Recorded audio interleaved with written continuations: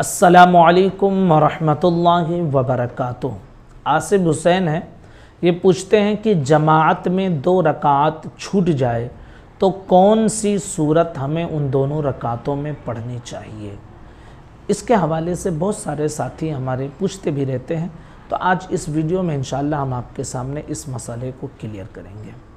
देखिए, अगर आपकी 2 रकात 4 रकात वाली नमाज है, आपकी 2 रकात छूट गई है और 2 रकात आपने इमाम के साथ पढ़ी है, तो जब इमाम साहब सलाम फेरेंगे तो आप अपनी 2 रकात जो छूट गई है उसको पढ़ने के लिए खड़े होंगे।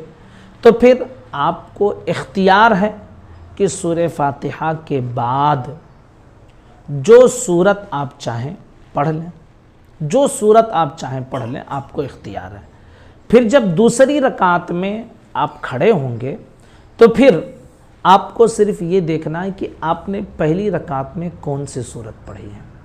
आपने पहली रकात में जो सूरत पढ़ी है, अब दूसरी रकात में उससे पहले वाली सूरत नहीं पढ़ेंगे बल्कि उसके बाद वाली सूरत पढ़ेंगे।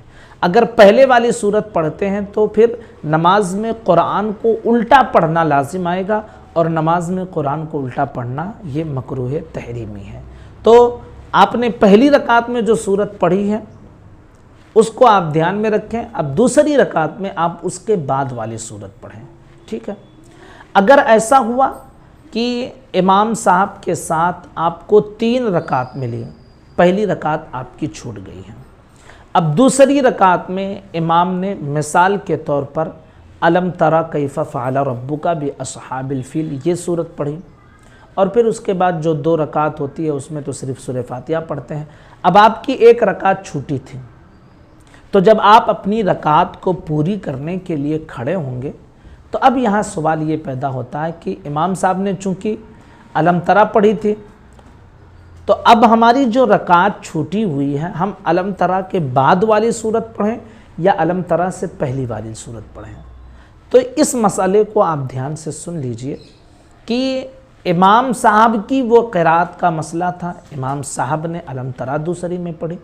अब जब आप अपनी रकात को पूरी करने के लिए खड़े हो रहे हैं तो अब यहाँ आपका मसला है, ठीक है।